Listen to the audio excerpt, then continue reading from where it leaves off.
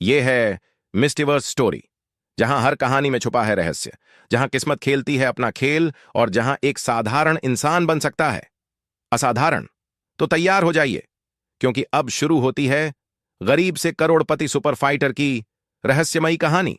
Internet पर अभय और उसकी सच्चाई के बारे में जानकर पूरे मुंबई शहर में हंगामा मच चुका है। मैं तो अभय को बधाई देने आया हूँ। ये आवाज़ किसी और की नहीं बल्कि आनंद कपूर की थी। अभय ने गुस्से में बोला, प्लीज़ आप वापस चले जाओ। मेरे घर में आपका वेलकम नहीं है और मुझे आपकी ज़रूरत भी नहीं है। अभय की ये बात सुनकर आनंद कपूर ने मुस्कुराते हुए धीमी आवाज़ में कहा, बेटा, गलतियां किससे नहीं होती। मैं अपने गलती मान चुका हूँ। चलो अकेले में बात करते हैं और चीज़ों को सही करते हैं। आनंद कपूर साहब, मैंने बहुत पहले बोल दिया था कि मैं अब आप लोगों की मदद नहीं करना चाहता, क्योंकि आप लोगों ने कभी भी मेरे परिवार का साथ नहीं दिया। आपको मुझसे बात करने की कोई ज़रूरत नहीं है। अभय की ये बात सुनकर आनंद कपूर ने उसकी तरफ देखा और पछतावे भरी आवाज में कहा, अभय, मैं पहले गलत था, पर अब मैं अपनी गलती सुधारने को तैयार हूँ। मैंने मान लिया है कि तुम सही हो और हम सब गलत। ये सुनकर अभय जैसे ही कुछ बोलने जा रहा था, उसने देखा कि आनंद कपूर के एक्सप्रेशन अचानक से बदल गए। उनके चेहरे पर अचानक से एक गुस्से की आग जल उठी। ठीक उसी वक्त आनंद कपूर ने कहा, और वैसे भी अभय, अगर हम गलत हैं तो तुम भी गलत हो, क्योंकि मुझे बहुत अच्छे से मालूम है कि तुमने अपनी सच्चाई बताने के लिए क्या क्या किया है। आनंद कपूर की ये बात सुनकर घर के अंदर मौजूद सभी लोगों के कान खड़े हो गए। अभय भी आनंद कपूर को चौंकते हुए देख रहा था। अभय ने कुछ सोचने के बाद धीमी आवाज में आनंद कपूर से कहा, मुझे समझ नहीं आ रहा कि तुम किस बारे में बात कर रहे हो। अभय, मैं बहुत अच्छे से जानता हूं कि तुम हम सबसे कोई सच जरूर छुपा रहे हो। आनंद कपूर ने जहरीली मुस्कान के साथ कहा, अभय, तुम मुंबई आए और तुमने इतनी जल्दी सब कुछ सही कर दिया। ये बात मुझे हजम नहीं हो रही है। मुझे शक है कि तुम किसी ऑर्गेनाइजेशन के लिए काम करते हो। आनंद कपूर की ये बात सुनकर अभय का दिल जोरों से धड़कने लगा, लेकिन उसके बाद भी उसने कुछ नहीं कहा और शांत होकर सिर्फ आनंद कपूर की तरफ देख रहा था। अपनी बात आगे बोलते हुए आनंद कपूर ने गुस्से में कहा, अभय, मैं यहाँ आया हूँ क्योंकि मुझे तुमसे उम्मीद थी कि तुम हम सबके साथ पुरानी बातें भूलकर बहुत अच्छे से रहोगे, लेकिन सच्चाई तो ये है कि तुम बहुत घमंडी हो। आनंद कपूर की ये बात सुनकर अभय उन्हें गुस्से भरी आंखों से देख रहा था। अचानक से अभय जोर जोर से हंसने लगा और सबकी तरफ तालियां मारते हुए बोला, अंकल, आपने मेरे पापा को कंपनी से बाहर निकलवा दिया था और जब मैं जेल गया था तो आप लोगों ने मेरे परिवार की तरफ देखा भी नहीं। आज अचानक से आप मुझसे माफ़ी मांगने आए हो। बताओ, मैं क्यों माफ़ करूं आपको। अभय की ये बात सुनकर सबके बीच में बैठे शेखर कपूर ने दुखी मन से कहा, अभय, ऐसा नहीं है कि हम उस समय तुम्हारे परिवार पर ध्यान नहीं देना चाहते थे, लेकिन सोमेश कपूर ने उस समय हमें कुछ ऐसा कहा था जिसके कारण हमारी हिम्मत नहीं हुई तुम्हारी मदद करने की, और आज जब सोमेश कपूर को उसकी सजा मिल गई है तो हम तुम्हारा साथ देने को तैयार है। अभय ने शेखर कपूर पर नजर डाली और कुछ नहीं कहा। वो शांत खड़ा रहा। कुछ देर सोचने के बाद अभय ने सबकी तरफ देखा और चिढ़ते हुए कहा, अगर मेरा बस चले तो मैं तुम सबको कभी माफ न करूं, लेकिन इस वक्त तुम सब मेरे पापा से माफी मांग सकते हो। अगर उन्होंने माफ कर दिया तो समझ जाना कि मैंने भी तुम सबको माफ कर दिया। ये सुनकर शेखर कपूर को बहुत खुशी हुई। उन्हें अभय के बोले हुए शब्दों से यही लग रहा था कि अभय सब कुछ भूलने को तैयार है। शेखर कपूर इतने खुश हुए कि वो व्हीलचेयर से उठने की कोशिश करने लगे। वो अभय को गले लगाना चाहते थे, लेकिन वो उठ नहीं पाए। शेखर कपूर ने मुस्कुराते हुए अभय से कहा, अभय, मेरे पूरे परिवार की तरफ से मैं तुमसे माफ़ी मांगता हूँ। ये बात सच है कि मुझे तुमसे माफ़ी 9 साल पहले मांग लेनी चाहिए थी, लेकिन देर आए दुरुस्त आए। शेखर कपूर की बात सुनकर अभय ने कुछ नहीं कहा। वो सिर्फ हल्की सी मुस्कान के साथ शेखर कपूर को देख रहा था।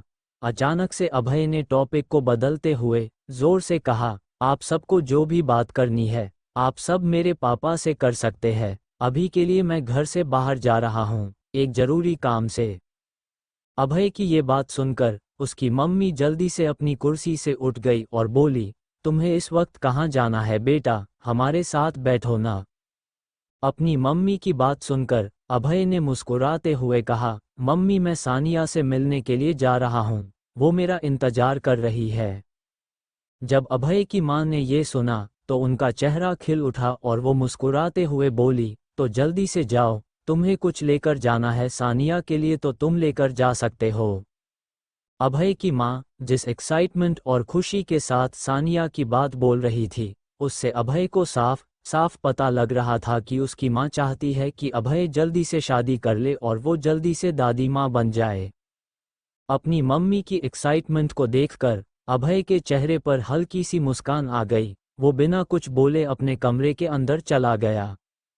अभय जैसे ही कमरे के अंदर गया, उसे अचानक से एक अजीब सा एहसास होने लगा। उसकी आंखों से धीरे धीरे आंसू टपकने लगे थे। दरअसल वो अपने मम्मी पापा के बारे में सोचकर इमोशनल हो गया था। उसके मम्मी पापा ने पिछले 9 वर्षों में जो बदनामी झेली थी, वो बहुत दुखदाई थी। आज अपने घर में सभी मेहमानों को माफ़ी मांगता हुआ देखकर अभय को बहुत सारी बोली हुई बातें याद आ चुकी थी। उसने खुद को कंट्रोल किया और अपना कुछ सामान लेने लगा। कुछ देर के बाद अभय ने जल्दी से टैक्सी ली और मिहिका से मिलने के लिए चला गया। अभय जब मिहिका के घर पहुंचा तो उसने देखा कि खुशी सोफे पर लेटी हुई थी और मिहिका के हाथों में एक छुरी थी। मिहिका छुरी लगातार उसकी उंगलियों के बीच घूम रही थी। अभय को बहुत अच्छे तरीके से मालूम था कि मिहिका छुरी को सिर्फ 2 ही सिचुएशन में अपने हाथों में घुमाती थी। पहला तो ये कि जब उसे किसी की जान बचानी होती थी और दूसरा तब जब उसे किसी की जान लेनी होती थी। मिहिका ने जैसे ही अभय को देखा, वो सीरियस होकर बोली, मैंने जोरा का इलाज कर दिया है, तुम्हें नंबर 2 का ख्याल रखना होगा। मैं और खुशी एक मिशन पर जा रहे हैं। अगर नंबर 2 जाग जाए तो मुझे कॉल करना और मुझे उसकी हालत बताना। अभय ने सिर हिलाया और कहा, ठीक है। मिहिका और खुशी जल्दी से उठ खड़े हुए। मिहिका ने फिर से कहा, अभय जोरा के साथ साथ तुम्हें पलक पर भी नज़र रखनी होगी, वो अगली बिल्डिंग में है। हालांकि मैंने उस बिल्डिंग में नाइट फाइटर तैनात कर दिया है, लेकिन अगर तुम्हें मदद करने की ज़रूरत पड़ी तो बिना किसी झिझक के अपने दुश्मनों पर हमला कर देना। अपनी बात बोलकर मिहिका खुशी के साथ घर के बाहर चली गई। जब मिहिका और खुशी चले गए तो अभय सीधा उस जगह पर जाकर बैठ गया जिधर से पलक की बिल्डिंग साफ साफ देखी जा सकती थी। कुछ देर के बाद अभय को जोरा की दर्द भरी आवाज सुनाई दी। अभय जल्दी से उठा और उसके पास चला गया।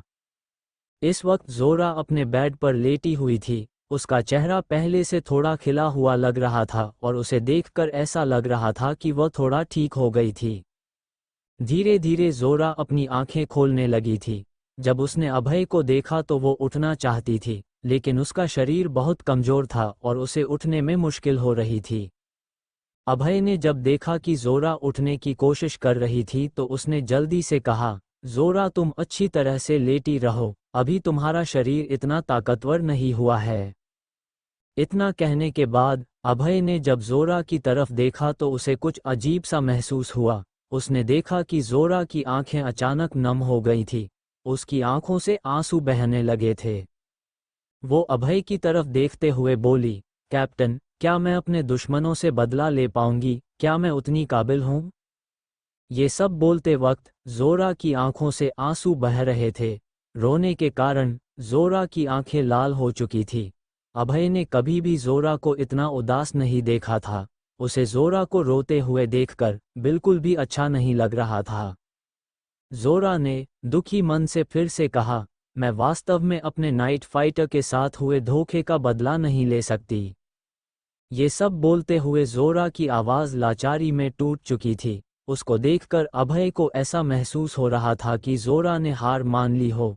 उसने जोरा को मोटिवेट करने के लिए उसका हाथ पकड़ा और मुस्कुराते से कहा, जोरा, याद रखना हम एक टीम हैं। मैं भी अपने नाइट फाइटर्स के साथ हुए धोखे का बदला लेना चाहता हूँ। तुम्हें मुझसे जो बात कहनी है कह दो, बस हार मत मानो।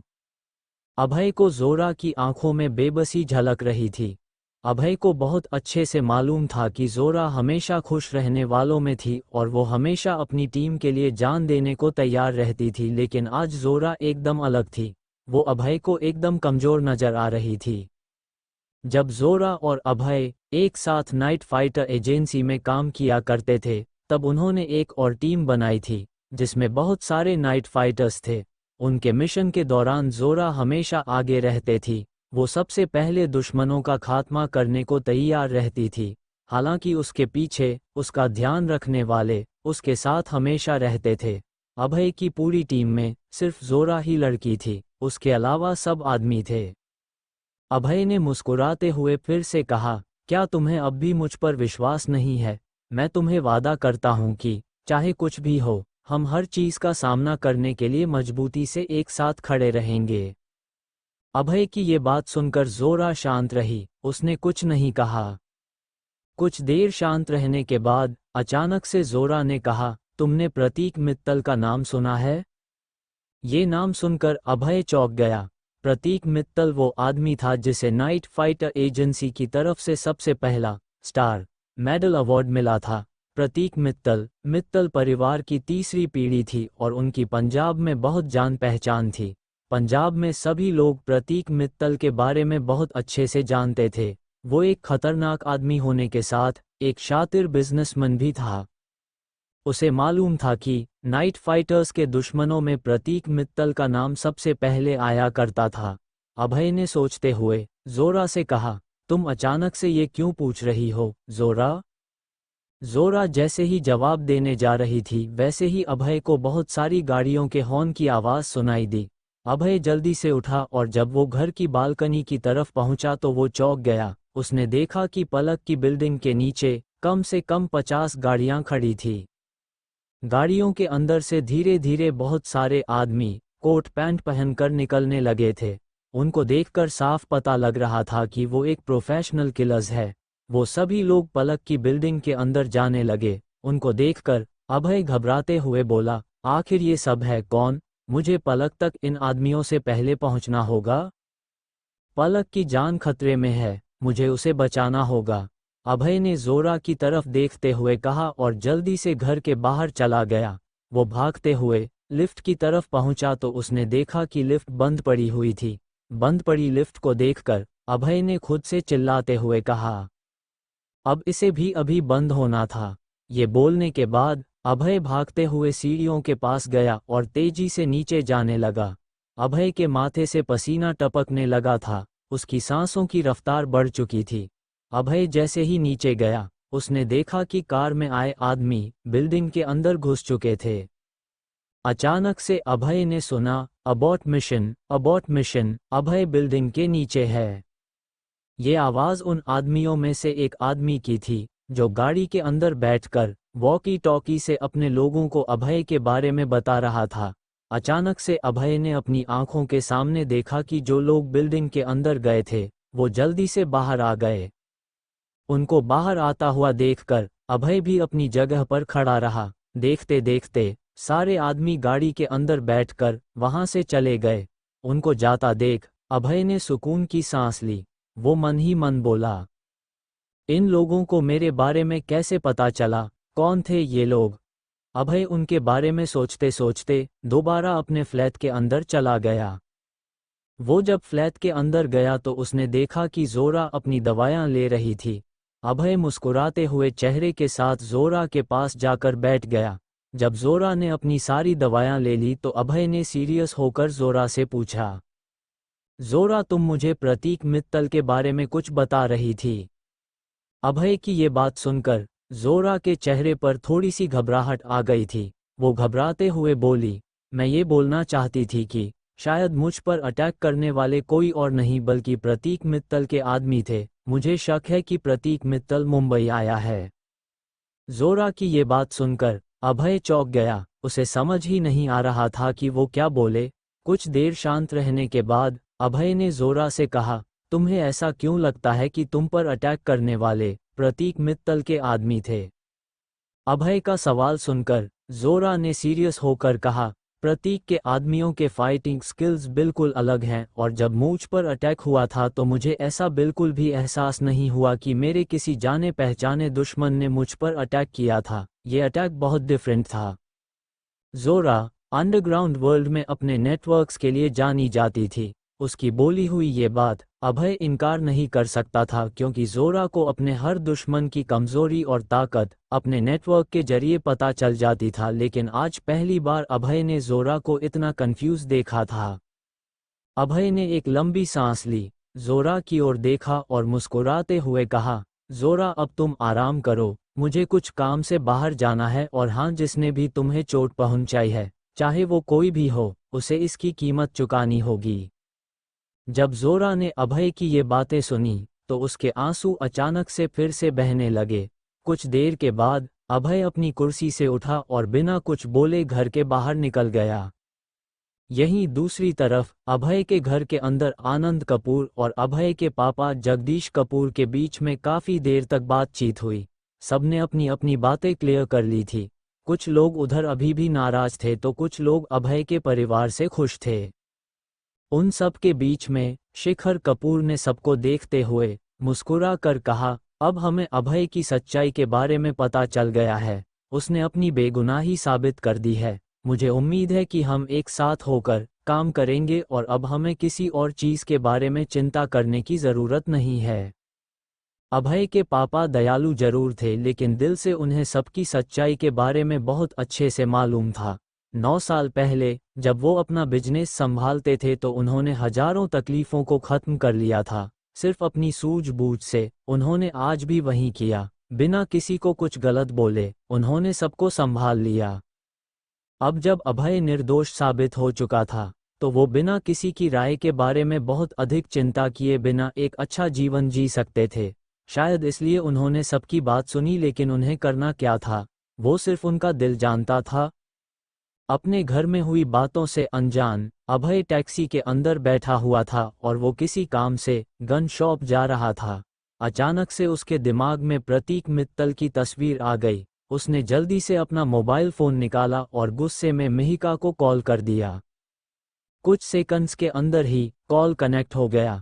जैसे ही मिहिका ने फोन उठाया, अभय ने गुस्से में कहा, क्या तुम प्रतीक मित्तल के एड्रेस का पता लगा सकती हो? मुझे लगता है कि वो मुंबई में है और वो जरूर कुछ बड़ा सोच रहा है।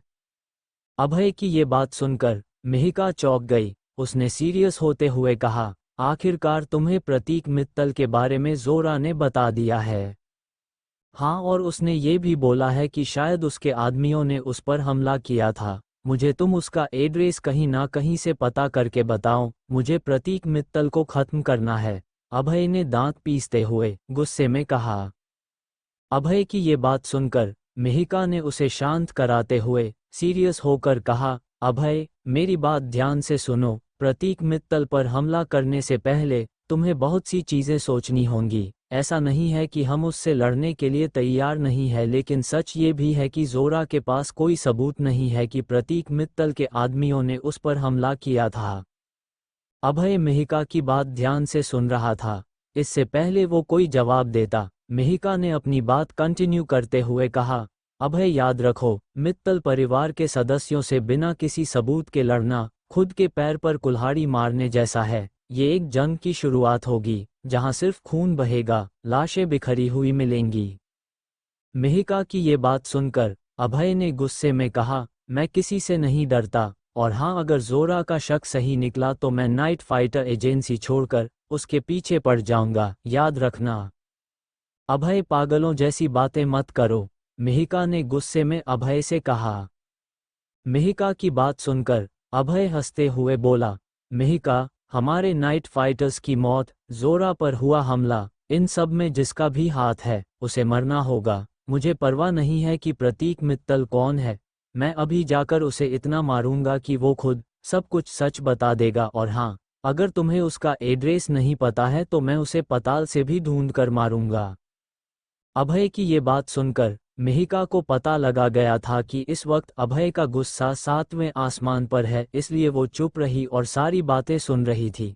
जब अभय शांत हो गया तो उसने बड़े ही कामली अभय से कहा, अभय, अगर यही बात है तो मैं भी चलूंगी तुम्हारे साथ। मैं तुम्हें मिलाऊंगी प्रतीक मित्तल से, इसलिए अभी के लिए तुम शांत हो जाओ और मेरा इंतजार करो। मैं जल्दी ही तुम्हें अपने घर पर मिलती हूँ।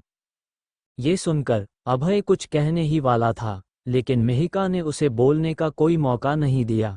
उसने सीधे फोन काट दिया। कुछ ही मिनटों के अंदर अभय गन शॉप पहुंच गया था। वो जैसे ही गन शॉप के अंदर गया, उधर मौजूद गन शॉप के ओनर ने अभय को झट से पहचान लिया था। वो अभय देखते ही अपनी कुर्सी से उठ गया और अभय की तरफ मुस्कुराते हुए बोला, हेलो मिस्टर अभय, काफी टाइम बाद आना हुआ। ये सुनकर अभय ने मुस्कुराते हुए कहा, कुछ नया है मेरे लिए तुम्हारी इस पुरानी गन शॉप में? अभय की ये बात सुनकर गन शॉप ओनर ने मुस्कुराते हुए कहा, आइए, मैं आपको सबसे पहले वो चीज़ दिखाता हूँ जो बहुत खास है। मुझे पता है कि आपको अमेरिकन गन्स बहुत ज़्यादा पसंद है, मगर मैं आपको बताना चाहता हूँ कि कुछ दिन पहले मैं एक चाइनीज़ गन लेकर आया हूँ जो लाजवाब है। गन शॉप के ओनर ने उस बंदूक को अपने हाथ में रखा और सीधा अभय को थमा दिया। अभय ने जब उस बंदूक को अपने हाथ में थामा तो उसे बहुत अच्छा महसूस हुआ। इसी दौरान गन शॉप के ओनर ने कहा, वैसे सर, मैं आपको और क्या दिखा सकता हूँ? गन शॉप ओनर की बात सुनकर अभय ने मुस्कुराते हुए कहा, कुछ ऐसा जिसको देखकर लोगों की रूह कांप जाए, कुछ बड़ा, धमकेदार। अभय की ये बात सुनकर गन शॉप ओनर के चेहरे के ऊपर एक बड़ी सी मुस्कान आ गई। वो जल्दी से अपने शॉप के स्टोर पर गया और वहां से एक ऑस्ट्रेलियन मेड बड़ी सी बंदूक लेकर आया। उस बड़ी सी बंदूक को जब अभय ने देखा तो उसके चेहरे पर एक हल्की सी मुस्कान आ गई। वो बोला, ये बंदूक तो धमाका कर दे किसी की भी जिंदगी में। अभय की ये बात सुनकर गन शॉप ओनर ने कहा, वैसे सर, ये सब आपको कहाँ भिजवाना है? अभय ने मुस्कुराते हुए कहा, मैं तुम्हें एक एड्रेस सेंड कर रहा हूँ। आधे घंटे के अंदर मुझे वो बंदूकें वहाँ चाहिए। ये बात बोलकर अभय गन शॉप से बाहर जाने लगा। वो जैसे ही दरवाजे के करीब पहुंचा, उसे पीछे से गन शॉप ओनर ने मुस्कुराते हुए आवाज लगाई, मिस्टर अभय, इस बार लगता है दुश्मन बहुत बड़ा है। ये सुनकर अभय ने मुस्कुराते हुए कहा, हाँ, इसलिए तैयारी भी बड़ी है। ये बोलकर अभय गन शॉप से बाहर निकल गया और टैक्सी लेकर मिहिका के घर की तरफ दोबारा निकल गया। कुछ देर के बाद अभय मिहिका के घर के नीचे आ गया था। वो टैक्सी से उतरकर बिल्डिंग के पास बने गार्डन में जाकर बैठ गया और मिहिका का इंतजार करने लगा। थोड़ी देर बाद एक कार गार्डन के सामने आकर रुकी। कार में मिहिका और खुशी बैठे हुए थे। खुशी ने जल्दी से कार का दरवाज़ा खोला और अभय की तरफ देखते हुए कहा, मैं जोरा के साथ यहीं पर रहूंगी। आप और मिहिका प्रतीक मित्तल से मिलने के लिए जा सकते हैं। इससे पहले अभय कुछ भी बोलता, उसे एक अननोन नंबर से कॉल आया। अभय ने जैसे ही फोन उठाया, उसे सामने से आवाज आई, हेलो मिस्टर अभय, मैं गन डिलीवरी करने के लिए आपकी बताई हुई जगह पर आ चुका हूँ। आप इस वक्त कहाँ पर हो? ये सुनकर अभय ने बिल्डिंग के चारों ओर अपनी नजर घुमाई। अचानक से उसे एक काले रंग की कार नजर आई। उसके अंदर गन डिलीवरी बॉय बैठा हुआ था। अभय ने कार की तरफ अपन हाथ उठाया और फिर कहा, तुम्हारे बिल्कुल सामने मैं खड़ा हूँ। ये बोलते ही अभय ने फोन काट दिया। डिलीवरी बॉय ने अभय को देख लिया था। उसने जल्दी से अपनी गाड़ी अभय की तरफ घुमाई और उसके पास जाकर रोक दी। डिलीवरी बॉय जल्दी से गाड़ी से उतरा और वो उसने डिग्गी खोलकर दो बड़े बॉक्स मिहिका की गाड़ी के अंदर रख दिए। बॉक्स रखने के बाद वो वहां से चला गया। मिहिका और खुशी ये सब देख रहे थे। मिहिका को समझ में आ गया था कि बॉक्स के अंदर क्या था, इसलिए वो गुस्से में गाड़ी से बाहर निकली और बोली, अभय, तुम कुछ ऐसा नहीं करोगे जो आने वाले वक्त में हमारे लिए प्रॉब्लम क्रिएट कर दे। इन बंदूकों को तुम निकालोगे भी नहीं। हम सिर्फ प्रतीक मित्तल से मिलने के लिए जा रहे हैं। अभय ने मुस्कुराते हुए अपन सर हिलाया और कहा, ठीक है, मैं कुछ भी ऐसा नहीं करूंगा जो गलत है। ये बोलकर अभय गाड़ी के अंदर बैठ गया। यहीं दूसरी तरफ समुद्र के पास एक जंगल के पीछे एक बहुत ही आलीशान विला बना हुआ था। इस समय विला में बहुत सारे लोग अपनी गन्स के साथ घूम रहे थे। विला के अंदर सुनहरे बालों और नीली आंखों वाला एक अधेड़ उम्र का आदमी हाथ में वाइन का गिलास पकड़े बैठा हुआ था। ये आदमी कोई और नहीं बल्कि प्रतीक मित्तल था। प्रतीक मित्तल के सामने काले लिबास में तलवार सेठ बैठा हुआ था। तलवार सेठ और प्रतीक मित्तल बहुत ही अच्छे दोस्त थे। प्रतीक मित्तल ने तलवार सेठ की तरफ देखकर चिढ़ते हुए कहा, तलवार सेठ, मुझे नहीं पता कि तुम लोग क्या प्लान बना रहे हो। मैं इस जगह पर लंबे समय तक नहीं रहना चाहता, क्या मैं पंजाब वापस जा सकता हूँ? प्रतीक मित्तल की बात सुनकर तलवार सेठ ने कहा, प्रतीक, तुम जल्दबाजी मत करो, हमें पता है कि अभय मुंबई में है, हमें बस एक आखिरी वार करना है। ये सुनकर प्रतीक मित्तल ने मुस्कुराते हुए कहा, अरे, जब हमारे पास भारत देश के बेस्ट गैंगस्टर का सपोर्ट है और अब हामिद भी हमारे साथ जुड़ गया है तो मुझे नहीं लगता कि मेरा यहाँ रुकने का कोई फायदा है। जैसे ही प्रतीक मित्तल ने अपनी बात खत्म की वैसे ही तलवार सेठ अपनी कुर्सी से उठ गए और प्रतीक की तरफ देखते हुए बोले, मुझे लगता है कि कोई आ रहा है। ये सुनकर प्रतीक मित्तल ने बहुत ही कैजुअल होते हुए जवाब दिया, जो भी आ रहा है आने दो। अचानक से अभय और मिहिका अंदर आ गए। उनको देखकर कुछ पल के लिए प्रतीक और तलवार सेठ चौंक गए थे। खुद को संभालते हुए प्रतीक ने मिहिका की तरफ देखा और मुस्कुराते हुए कहा, वाह डॉक्टर मिहिका, मुझे उम्मीद नहीं थी कि आप मुझसे मिलने आएंगी। क्या बात है, साथ में अभय को भी लेकर आए हैं आप। अपनी बात बोलने के बाद प्रतीक ने जल्दी से वाइन को पिया और फिर अपने आलीशान सोफे में बैठकर स्टाइल के साथ मिहिका से बोला, आओ बैठो हमारे साथ। मिहिका अपनी जगह पर खड़ी रही। उसने सीरियस होते हुए प्रतीक से कहा, तुमने जोरा पर अटैक करवाया था, हाँ या ना, हमें इसका जवाब दे दो। ये सुनकर प्रतीक अपने सोफे से उठ गया और हल्की सी मुस्कान के साथ बोला, वो मुझे मारना चाहती थी, वो मेरे हर उस इन्फॉर्मर को मार रही थी जो मुझे तुम सबकी इन्फॉर्मेशन दिया करते थे। मुझे उसे सबक सीखना था, मैंने उसे घायल कर दिया। मुझसे दुश्मनी करना हमेशा महंगे का सौदा ही रहा है, सबके लिए। प्रतीक मित्तल बिना किसी झिझक और डर के ये सब बातें बोल रहा था। उसके चेहरे पर किसी भी तरीके का गम नहीं था, उल्टा वो मुस्कुरा रहा था। तुमने बहुत गलत किया है जोरा के साथ, बहुत अच्छा होगा कि तुम उससे माफी मांग लो, मिहिका ने गुस्से में प्रतीक मित्तल से कहा। ये सुनकर प्रतीक मित्तल जोर जोर से हंसने लगा। उसके साथ खड़े तलवार सेठ के होंठों पर भी मुस्कान आ गई। प्रतीक ने हंसते हुए कहा, माफी? कौन सी माफी? तुम्हारे लोगों ने मुझ पर हमला किया क्योंकि मैं बिजनेस बढ़ाना चाहता था, तुम लोग मेरी तरक्की से जलते थे। ये बोलने के बाद प्रतीक सीधा मिहिका के पास जाकर खड़ा हो गया और मिहिका के गले पर अपनी उंगलियां फेरते हुए बोला, अगर तुम मेरे साथ सोने के लिए तैयार हो जाओ तो क्या पता मैं जोरा से माफी मांग लूं। ये सब देखकर अभय को और गुस्सा आ गया। उसने तेज से चिल्लाते हुए प्रतीक मित्तल से कहा, मिहिका से दूर हो जाओ प्रतीक मित्तल, जिस उंगली से तुमने उसको छुआ है मैं उसके टुकड़े कर दूंगा। अभय की बात सुनकर प्रतीक मित्तल ने अभय की ओर देखा और बहुत ही कैजुअली कहा, मैं मिहिका से बात कर रहा हूँ, तू कौन होता है हमारे बीच में आने वाला? ये सुनकर अभय ने मुस्कुराते हुए कहा, रुको अभी मैं बताता हूँ कि मैं कौन हूँ। ठीक उसी वक्त अभय गुस्से में विल्ला से बाहर निकला और सीधा अपनी गाड़ी की डिग्गी के पास जाकर खड़ा हो गया। उसने जल्दी से गाड़ी की डिग्गी खोली और उसके अंदर से अपनी दोनों बंदूकें निकाली और गुस्से में बोला, आज प्रतीक मित्तल की औकात बताने का वक्त आ चुका है। ये क्या, अभय के पास तो दुनिया की सबसे खतरनाक बंदूकों में से एक है। आज ये किसी को नहीं छोड़ेगा। प्रतीक, कुछ करो। तलवार सेठ ने घबराते हुए प्रतीक मित्तल से कहा।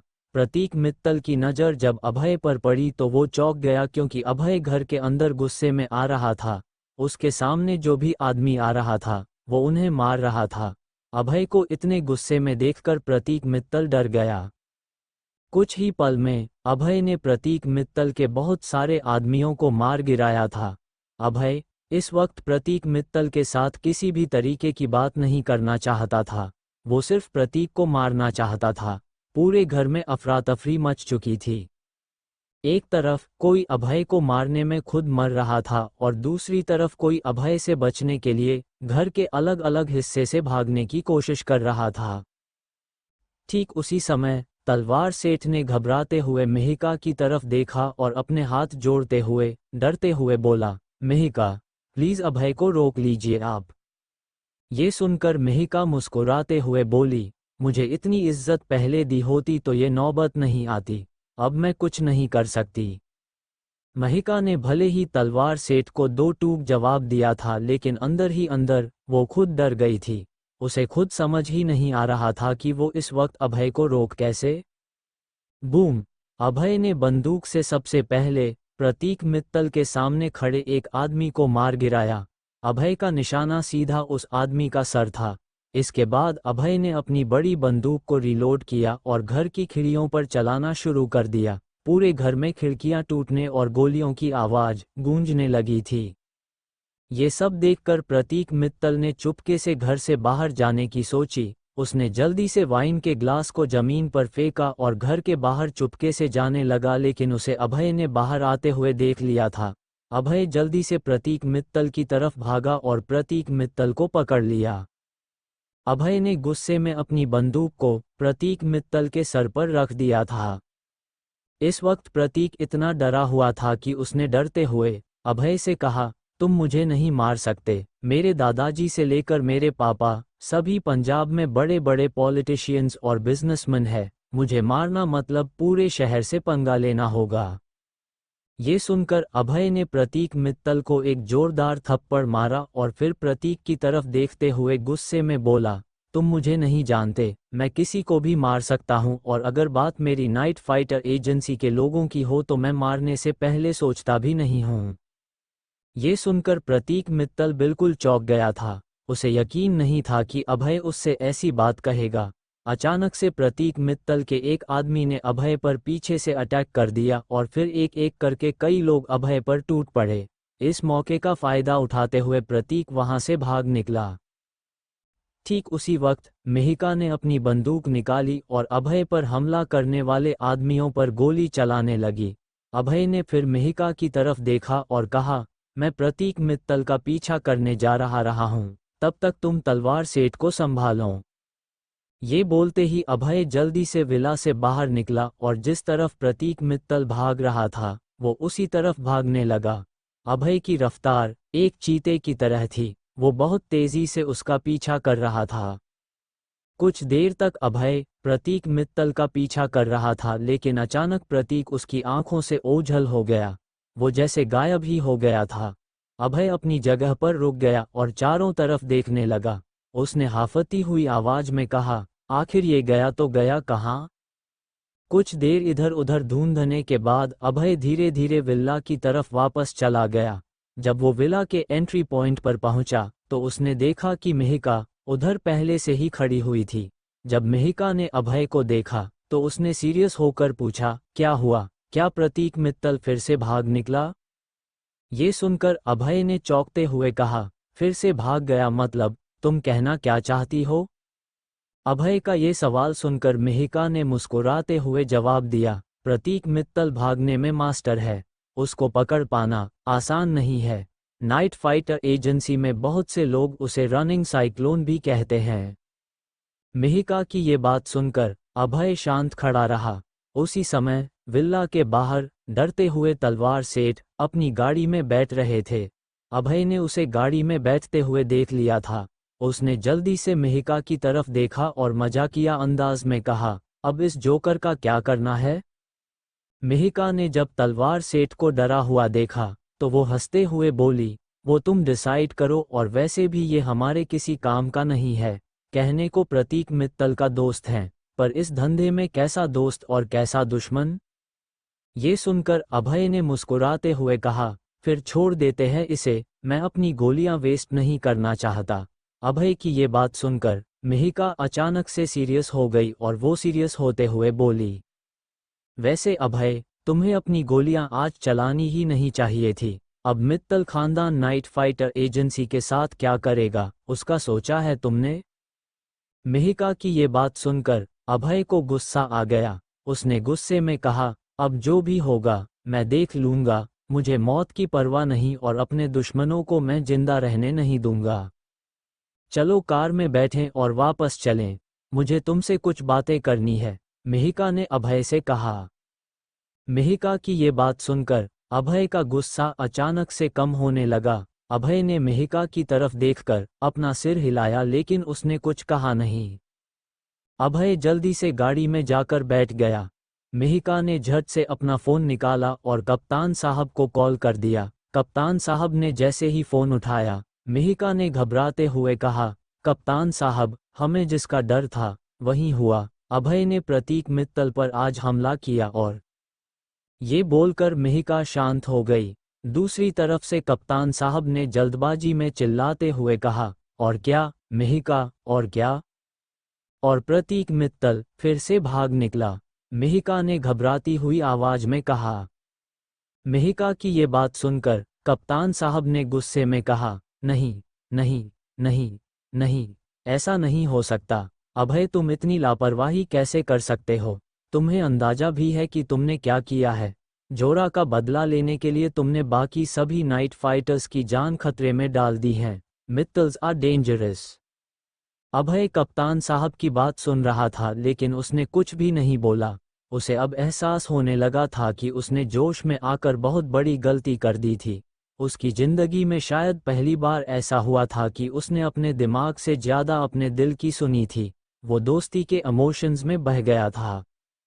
कप्तान साहब ने गुस्से में कहा, अभय, मित्तल परिवार से लड़ना मतलब खून की होली खेलना है। उनके कितने आदमी है वो किसी को भी नहीं मालूम। अब तुम क्या करोगे अभय? इससे पहले अभय कोई भी जवाब दे पाता, मिहिका ने अभय की तरफ देखकर डरते हुए कहा, अभय, तुम अब जिस रास्ते पर भी चलोगे उधर तुम्हें सिर्फ मित्तल के दोस्त और तुम्हारे दुश्मन ही मिलेंगे। मुझे तुम्हारी अब बहुत परवाह हो रही है। अपनी बात बोलते ही मिहिका के आंखों से आंसू निकल चुके थे। मिहिका को रोता हुआ देखकर अभय हैरान रह गया था क्योंकि मिहिका रोने वालों में से नहीं थी और अभय से तो वो वैसे भी नाराज थी। अभय को बिल्कुल भी अच्छा नहीं लग रहा था कि मिहिका उसकी वजह से रोई थी। कप्तान साहब को कॉल पर ही समझ आ गया था कि मिहिका इस वक्त इमोशनल हो गई थी, इसलिए उन्होंने बात पलटते हुए कहा, मिहिका, मुझे तुम सबसे मिलना है आज रात को। अभी के लिए तुम अभय को अपने घर ले जाओ। ठीक है कप्तान साहब, जैसा आप बोले, मिहिका ने खुद के इमोशंस को कंट्रोल करते हुए कहा। इसके बाद उसने फ़ोन काट दिया। उसने जल्दी से गाड़ी स्टार्ट की और अपने घर की तरफ निकल गई। कुछ देर शांत रहने के बाद अभय ने अपने हाथों को कान में पकड़ते हुए मिहिका की तरफ देखकर पछतावे के साथ कहा, मुझे माफ़ कर दो मिहिका, मुझसे गलती हो गई है। आगे से तुम मुझे जो भी बोलोगी मैं वैसा ही करूँगा। मिहिका ने जब अभय को देखा तो उसके चेहरे पर एक हल्की सी मुस्कान आ गई, लेकिन उसके बाद भी उसने अपनी मुस्कान छुपाते हुए सीरियस होकर कहा, कोई बात नहीं अभय, आज तुमने गलती की है, मैं तुम्हें माफ़ कर देती हूँ, लेकिन आगे से ध्यान रहे, कप्तान साहब और मेरे ऑर्डर के बिना तुम कुछ भी नहीं करोगे। ये सुनकर अभय ने धीमी आवाज़ में कहा, ओके बॉस, जैसा तुम लोग बोलोगे मैं वैसा ही करूँगा। क्या मैं आज खाना खा सकता हूँ? बहुत भूख लगी है। ये सुनकर मिहिका मुस्कुरा दी, लेकिन इसके बाद पूरे रास्ते दोनों ने एक दूसरे से बात नहीं की। कुछ देर के बाद अभय और मिहिका घर के नीचे पहुंच गए थे। अचानक से मिहिका ने चिल्लाते हुए कहा, ये गाड़ी तो तलवार सेठ की है, ये हमारी बिल्डिंग के नीचे क्या कर रही है? मिहिका की ये बात सुनकर अभय चौंक गया। ठीक उसी वक्त मिहिका ने अपनी गाड़ी रोकी। सबसे पहले अभय गाड़ी से बाहर निकला और फिर मिहिका, दोनों अपने घर की तरफ भगाने लगे। वो जब अपने घर के दरवाजे के सामने पहुंचे तो वो चौंक गए क्योंकि घर का दरवाजे पहले से ही खुला हुआ था। अभय और मिहिका जब घर के अंदर पहुंचे तो उन्हें बहुत बड़ा झटक लगा। उन्होंने देखा कि घर के अंदर प्रतीक मित्तल कुर्सी में बैठा हुआ था। उसने जोरा के सर पर बंदूक तान रखी थी। प्रतीक मित्तल ने जैसे ही अभय और मिहिका को देखा तो वो जहरीली मुस्कान के साथ दोनों की तरफ देखते हुए बोला, स्वागत है तुम्हारा, मैं तुम सबका का कब से इंतजार कर रहा था। ठीक उसी वक्त अभय जब गुस्से में आगे बढ़ने लगा तो मिहिका ने उसे रोकते हुए कहा, अभय, याद रखो तुमने मुझसे कार में क्या कहा था। ये सुनकर अभय को मजबूरन रुकना पड़ा। ये देखकर प्रतीक मित्तल जोर जोर से हंसने लगा और फिर हंसते हुए बोला, वाह, क्या जोड़ी है, एक बोलता है दूसरा सुनता है, तुम दोनों परफेक्ट कपल बनोगे। ये बोलने के बाद प्रतीक मित्तल अपनी कुर्सी से उठ गया और फिर सबको चौंकाते हुए अपनी बंदूक को जमीन पर फेंक कर गुस्से में अभय से बोला, अभय, मैं तुझे बताने के लिए आया हूं कि मैं तुझसे नहीं डरता, मैं तुझसे इसी वक्त लड़ने के लिए आया हूं। ये बोलते ही प्रतीक मित्तल ने 2 चाकू निकाले। एक चाकू उसने खुद हाथों में संभाला, दूसरा चाकू अभय को देते हुए बोला, आज ये फाइट डिसाइड करेगी हमारी मौत, जिसने सबसे ज्यादा बार चाकू से वार किए वो जीत जाएगा। अपनी ये बात बोलते ही प्रतीक मित्तल जैसे ही अभय की तरफ भागा, पूरे घर में अचानक से गोली चलने की आवाज सुनाई दी। वो गोली किसी और ने नहीं बल्कि अभय ने चलाई थी। जिस वक्त अभय भागते हुए घर के अंदर आ जा था, उसके हाथों में उसकी बंदूक थी और जिस वक्त उसने प्रतीक मित्तल को देखा था, उसने जल्दी से अपनी बंदूक छुपा दी थी। एक ही पल के अंदर प्रतीक मित्तल जिंदा से मुर्दा हो गया। उसका पूरा शरीर खून से लथपथ जमीन पर जा गिरा। अभय ने अपनी बंदूक रखकर धीरे धीरे अपने कदम प्रतीक मित्तल की लाश की तरफ बढ़ाए और फिर उसके पास खड़ा होकर हल्की सी मुस्कान के साथ बोला, तुमने वार करने को कहा था, सिर्फ चाकू से वार करने को नहीं। मैंने कहा था मैं तुम्हें मारूंगा। सॉरी, पर तेरे जैसे चीटर के साथ इतनी चीटिंग तो चलती है। जोरा सदमे में थी। अभय जल्दी से जोरा के पास गया और उसके सामने बैठकर धीमी आवाज में बोला, तुम ठीक हो जोरा, तुम्हें प्रतीक मित्तल ने ज्यादा चोट तो नहीं पहुंचाई। ये सुनकर जोरा ने रोते हुए अभय को गले लगा लिया। इस वक्त अभय थोड़ा सा अनकंफर्टेबल हो गया था क्योंकि ये जोरा वैसी बिल्कुल भी नहीं थी जिसे अभय जानता था। मिहिका ने जोरा को सहलाते हुए कहा, जोरा तुम्हें आराम करना चाहिए, तुम्हारी हालत अभी ठीक नहीं है। ये सुनकर जोरा जल्दी से उठी और अपने कमरे की तरफ जाने लगी। जैसे ही वो अपने कमरे के नजदीक पहुंची, अभय ने जोरा को रोकते से कहा, जोरा, प्रतीक मित्तल यहाँ कैसे आया और खुशी कहाँ है। ये सुनकर जोरा रुक गई। उसने मुड़कर अभय की तरफ देखा और कहा, अभय, जब मैं सो रही थी तब मुझे अचानक से 2 लोगों की आवाज आई। मैं जब उठकर बाहर आई तो मुझे 2 लोग दिखाई दिए। एक आदमी ने मास्क लगा रखा था और दूसरा प्रतीक मित्तल था। उन्होंने मुझे जबरदस्ती बंदी बना लिया। तुम्हारे आने से कुछ देर पहले मास्क पहने आदमी को एक कॉल आया था, जिसकी वजह से उसे जाना पड़ा। ये बोलने के बाद जोरा शांत हो गई। उसे अचानक से बेहोशी आ गई। वो जमीन पर गिर गई। उसके सामने अंधेरा छा चुका था। तकरीबन 8 घंटे के बाद जब जोरा को होश आया तो उसने देखा कि उसके सामने मिहिक और अभय बैठ हुए थे। मिहिका ने मुस्कुराते हुए जोरा से कहा, मैंने तुम्हें पहले ही कहा था, ज्यादा देर बाहर रहना तुम्हारे लिए ठीक नहीं है। मिहिका के बोलने के बाद अभय ने हल्की सी मुस्कान के साथ कहा, तुम लकी हो, हम तुम्हारे दोस्त हैं, हमने तुम्हें फिर से बचा लिया। ये सुनकर जोरा के चेहरे पर हल्की सी मुस्कान आ गई। वो तीनों कुछ पल के लिए सब कुछ भूलकर हंसने लगे थे। ठीक उसी वक्त जोरा ने अपनी हंसी रोकते हुए कहा, अभय, मुझे तुम्हें और भी कुछ बताना है। उस दिन मुझ पर अटैक करने वालों में वो मास्क वाला आदमी भी था।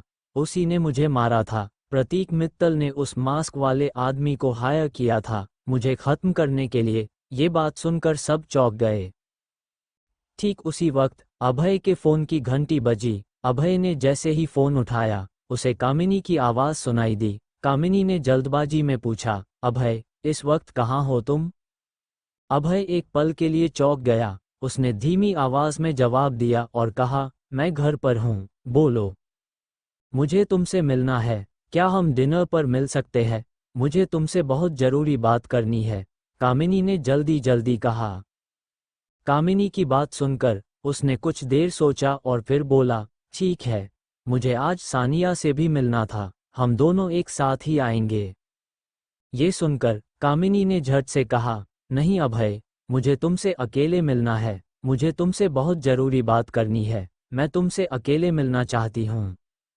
ये सुनकर अभय शांत रहा, उसे समझ ही नहीं आ रहा था कि वो इस वक्त कामिनी को क्या जवाब दे। अचानक से उसे कामिनी की आवाज़ दोबारा आई, अभय, क्या हुआ, तुम चुप क्यों हो? ठीक है, मैं तुमसे अकेले मिलने के लिए आऊँगा कामिनी, अभय ने सोचते हुए जवाब दिया। अभय की बात सुनकर कामिनी ने एक्साइटेड होकर जवाब दिया, दैट्स ग्रेट अभय, हम जल्दी मिलते हैं। अपनी बात बोलते ही कामिनी ने फ़ोन काट दिया। जैसे ही फ़ोन कटा, अभय ने राहत की सांस ली। उसने अपने फ़ोन को सोफ़ा पर रखकर पास में पड़े बेड पर लेट गया। इससे पहले उसकी आंख लगती, उसने मिहिका को कहा, miss murder expert, dead body को ठिकाने लगाना है, कैसे करना है, ज़रा हमें सोचकर बताओ। ये सुनकर मिहिका ने प्रतीक मित्तल की डेड बॉडी की तरफ देखा और सीरियस होते हुए बोली, इसकी बॉडी को मैं ठिकाने लगवा दूंगी अभय। परेशानी इसकी लाश नहीं है, परेशानी है इसका परिवार, वो बदला लेने के लिए जरूर आएंगे। अभय बस मुस्कराए लेकिन उसने कोई भी जवाब नहीं दिया। देखते ही देखते उसे कब नींद आ गई, उसे पता भी नहीं लगा। कुछ घंटों के बाद जब अभय की आंख खुली तो उसने देखा कि घर की हालत पहले से ठीक थी। मिहिका और खुशी एक साथ बैठे हुए थे। जोरा अपने बेड पर आराम कर रही थी। अभय खुशी को देखते ही बोला, कहा थी तुम्हें जोरा का ध्यान रखने के लिए कहा था ना? अभय, मुझे जोरा ने ही भेजा था, बोली मिहिका। की गोलियां खा खा कर पक गई हैं, उसे चाव चाव का चाइनीज खाना खाना था, इसलिए मैं गई थी। ये सुनकर अभय ने गुस्से में खुशी की तरह देखा। तभी अचानक से दूसरे कमरे से कप्तान साहब निकल कर आए। अभय ने जैसे ही कप्तान साहब को देखा, वो जल्दी से बेड से उठ गया। कप्तान साहब गुस्से में बोले, अभय, क्या तुम अपने गुस्से को काबू करना भूल गए हो? क्या तुम्हारा गुस्सा इतना मतलबी है कि तुम अपने आसपास की चीजों के बारे में भूल जाओगे? किसी का ख्याल नहीं है तुम्हें? कप्तान साहब के ये सवाल सुनकर अभय शांत खड़ा रहा, उसने कोई जवाब नहीं दिया। ठीक उसी वक्त मिहिका ने अभय की तरफ देखते हुए कहा, अभय, कुछ दिन बाद हम लोग मुंबई से चले जाएंगे, सारी जिम्मेदारियां तुम पर होंगी। क्या तुम अपना आपा खोकर जिम्मेदारियों को निभाओगे? मिहिका का ये सवाल सुनकर अभय ने मिहिका की तरफ देखा और धीमी आवाज में बोला, मुझसे एक बार गलती हो गई है, मैं दोबारा नहीं दोहराऊंगा। अभय ने जैसे ही अपनी ये बात बोली, वैसे ही कप्तान साहब ने कहा, अभय, मिहिका ने बताया कि कामिनी ने तुम्हें अकेले मिलने के लिए बुलाया है। जी कप्तान साहब, शायद कोई बहुत जरूरी बात है। अभय की ये बात सुनकर कप्तान साहब उसके बिल्कुल करीब आकर खड़े हो गए और उसके बाद अभय के दिल की तरफ इशारा करते हुए बोले, अभय, ये जो तुम्हारा दिल है, किसके लिए धड़कता है? ये सुनकर अभय ने गर्व के साथ जवाब दिया, मेरा दिल सिर्फ नाइट फाइटर एजेंसी के लिए धड़कता है। अभय का ये जवाब सुनकर कप्तान साहब ने मुस्कुराते हुए जवाब दिया, फिर अभय, तुम कोई ऐसा काम मत करना आगे से जिसकी वजह से तुम्हारे दिल को तकलीफ हो, और हाँ, तुम हमेशा याद रखना, हमारे मिशन हमारे लिए हमेशा सबसे ऊपर रहना चाहिए। अभय ने कप्तान साहब की बात सुनकर हाँ में सिर हिला दिया। कप्तान साहब के जाने के बाद अभय जल्दी से तैयार हुआ और वो कामिनी से मिलने के लिए निकल गया।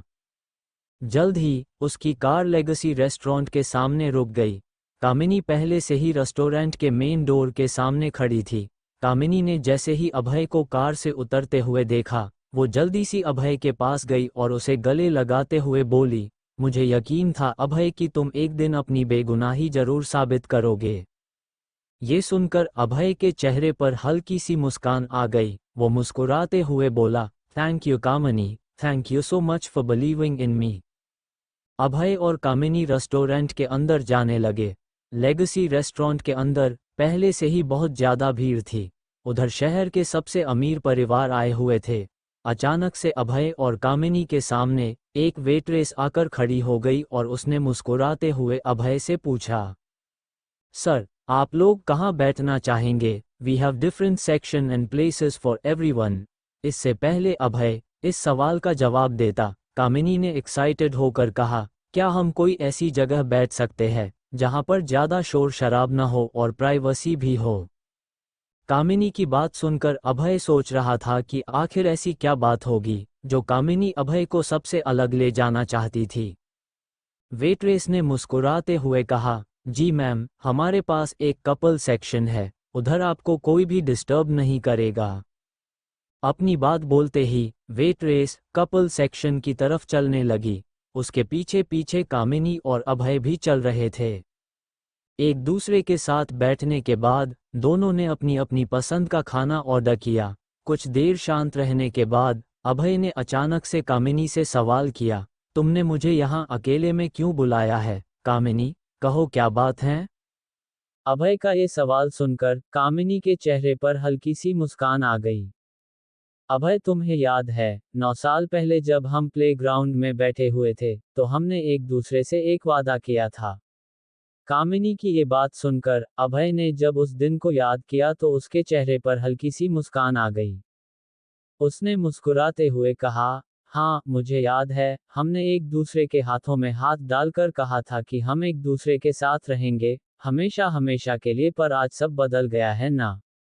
अभय के मुंह से ये सुनकर कामिनी थोड़ा सा इमोशनल हो गई। अभय के दिमाग में कामिनी के साथ बिताए हुए हर लम्हों की यादें ताज़ा हो गई थी।